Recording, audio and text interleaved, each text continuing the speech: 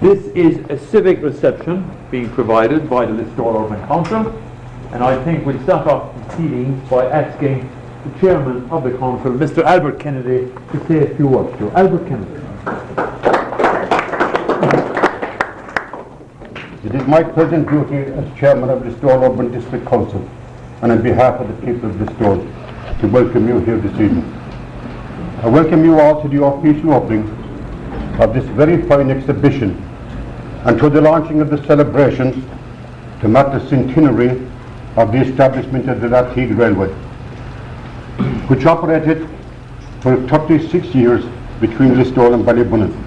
What a wonderful tourist attraction it would be if it was still in operation today.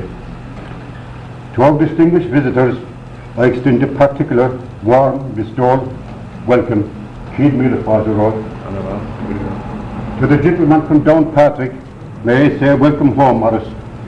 Because for you, Maurice, Listowel has always been a home.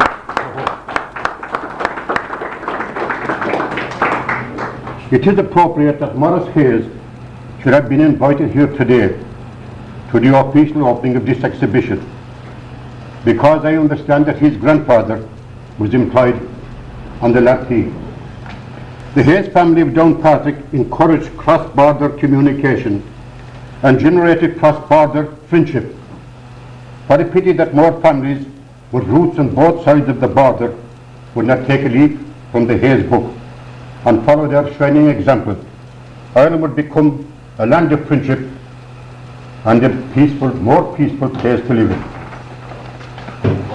All of us here are present memories of Maurice Hayes taking the mighty Down football team to Listowel Race Festival, following their gallant victories in the All-Ireland finals of 1960 and 61. Well, ladies and gentlemen, we are here today celebrating the centenary of the Lartigue, and at the same time lamenting its passing. And at the same time we are witnessing the closure of the Great Southern Railway, the taking up of the line from Listowel to Limerick. What a tragedy. All I can say is, will we ever learn? Had we the Great Southern Railway today, it would transport these tourists to our town. The dismantling of the Great Southern Railway has resulted in the dismantling of a means of communication between north and south. We in the south have been guilty of breaking this connection. I would like to congratulate Michael Guerin, my council colleague, who has done so much to set up this exhibition and to organise the centenary celebrations.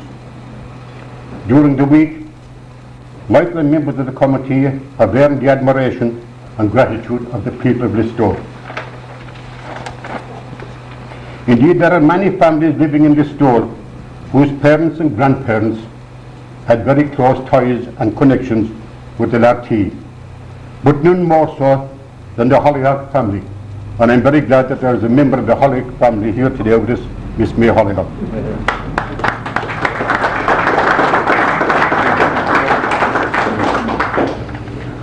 For some years now, we in the Listowel Urban Council have endeavoured to establish a museum in our town. Might I suggest to Michael that this wonderful exhibition might become the foundation stone of that dream.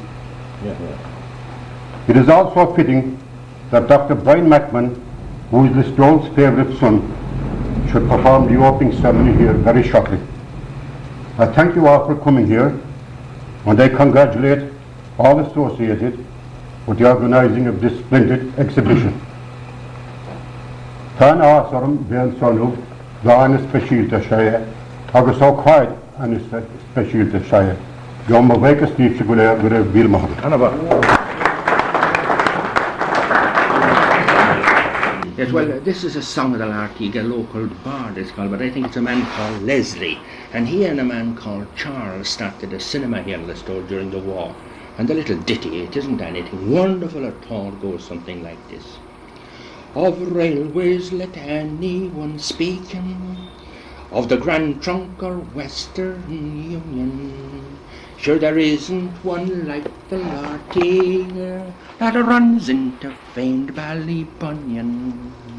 It's built on a plan of its own, and they say it was invented in France, sir. But whatever the truth isn't known, which leaves us to make out the answer.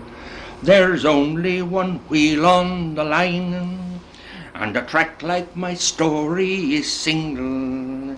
Sure there isn't a railway so fine, not excepting the trolley and dingle.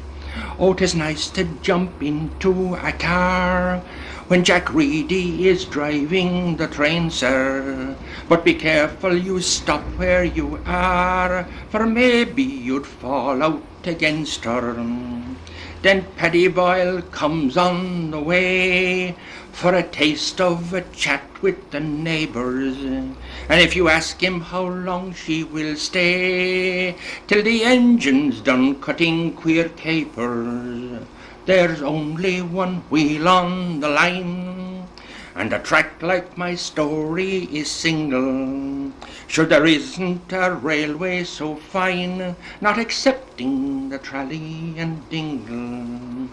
The old train's held together with rope, and the tackling they say won't endure, sir. Sure they balance the people with soap, and sometimes with bags of manure, sir.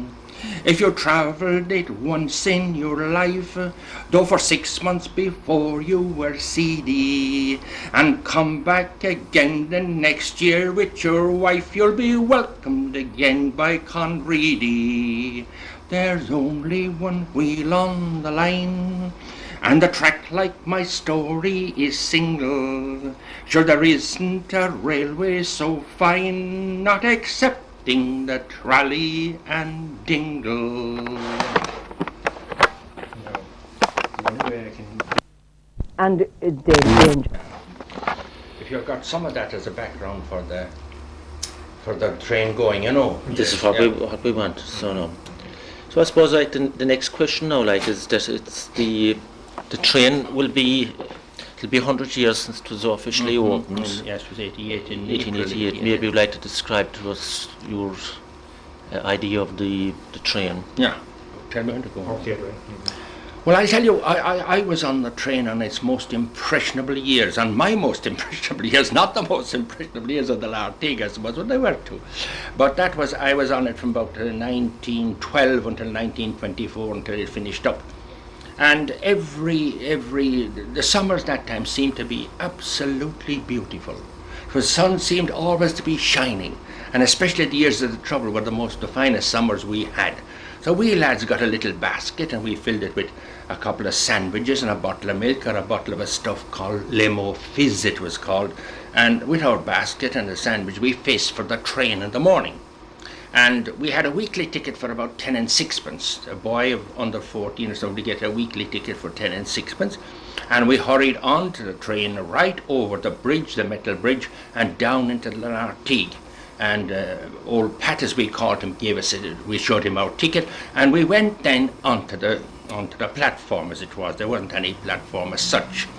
So Paddy Boyle was there, and Jackie Reedy was in the engine, and we took our seats. Now there's one thing about it that's quite important. Nobody wanted, in the hot summer, nobody wanted to face the sun, because the carriages were elongated, and every one of the passengers faced out into the sunlight, and the blazing sunlight through the glass was an inferno.